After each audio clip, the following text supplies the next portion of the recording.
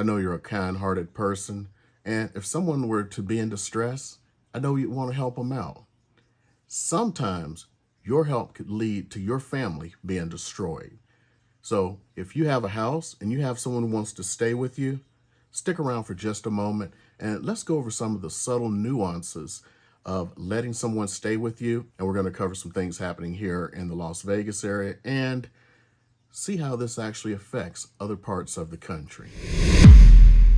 So what sparked this today is, I'm sure you've noticed sometimes I do videos based on things people ask, including I've had live streams just to answer a question that somebody's asked.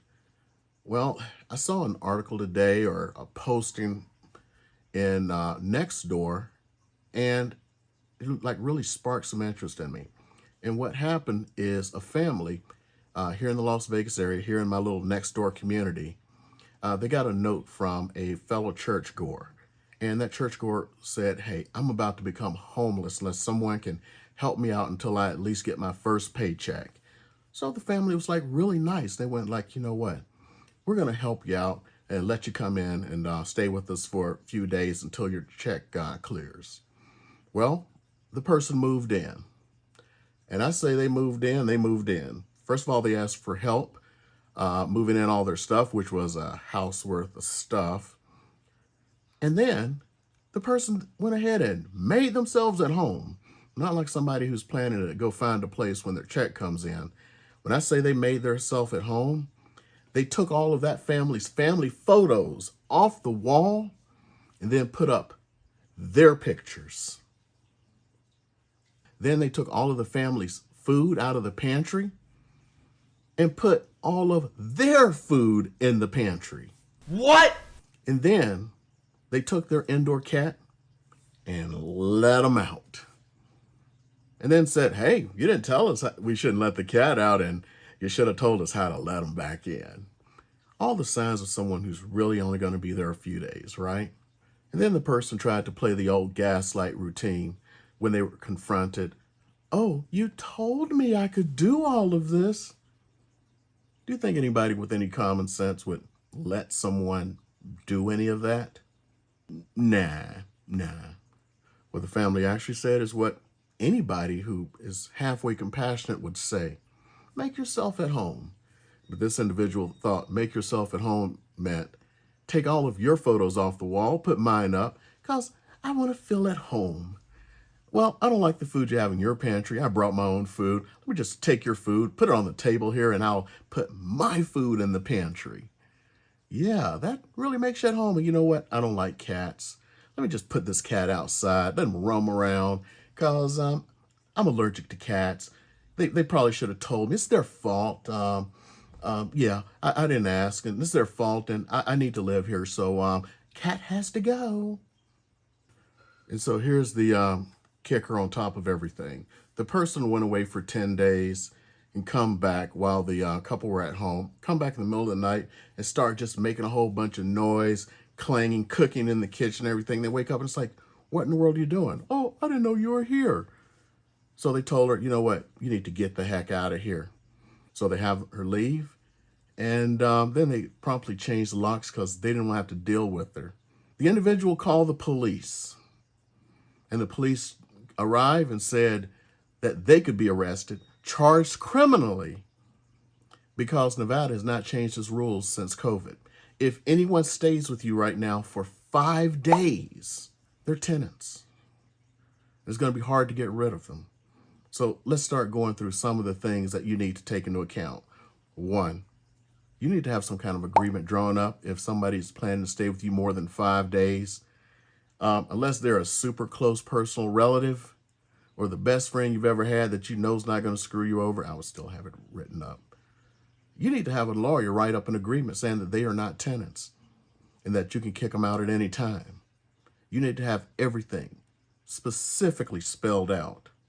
And then you need to know the laws about if you get caught in this situation here in Nevada. You have 2 forms of paperwork, the 7-day quit and the 30-day notice. You need to send the 7-day first, then the 30-day. Keep these in mind because people will do devilish things. As you can see, this individual did a devilish thing, started taking over the house like it was theirs, And then when they wouldn't put up with their crap anymore, call the cops. And you know what? The cops sided with the invader. There's no nice way to put it. They're squatter, an invader, invading your household. They're not paying, but you're responsible for them. Make sure you're never responsible for somebody else. Do not let anyone move their stuff into your house. If they need to move stuff and they're like, hey, I got to get this out of my apartment, I got to get this out of my old rental house, say, okay, great. Here's what we're going to do. There are storage places all around here. You need to put all of your stuff into storage so you do not establish residence. Remember, I'm not an attorney. I'm just talking from the real estate standpoint. Even though I did get into law school and a full ride scholarship, I never went. That's another story. You know what? Yeah, I did get into law school and a full ride scholarship, but if you see the helmet there behind me, both of these happened at the same time. I got an appointment to OTS, Officer Training School. I took that instead. And here I am, years later, decades later, no complaints except for when I'm in pain, which is daily. Now that you have them in a storage facility, make sure it's paid for 30 days. Make sure that if you're paying for it, that they're going to be reimbursing it, because they could easily say, hey, you need to pay for it for months after. You don't want to fight over this stuff. You want to be able to get them out. And worst case scenario, if you have to, you know, we have a lot of cheap places to stay here. I'm going to give you the cheapest place in Vegas. Some people like it, some people don't. Matter of taste. Boulder Station off of Boulder Highway in the 215. Take them down there. Let them stay a night. So they stay 4 nights in your house, 5 nights, whatever. 5th night, you need to stay Boulder Station. You are no longer staying here. Okay? It's like $40 a night, $30 a night. If they can't swing it, help them out, do whatever you have to. Make sure you're getting reimbursed. You do not want to be in this situation. At least Nevada is better than some states like our neighboring state of California, where if they stay there, they become such tenants that it's going to be 2 or 3 years before you can get rid of them. At least you can get rid of someone in like 30, 45 days here.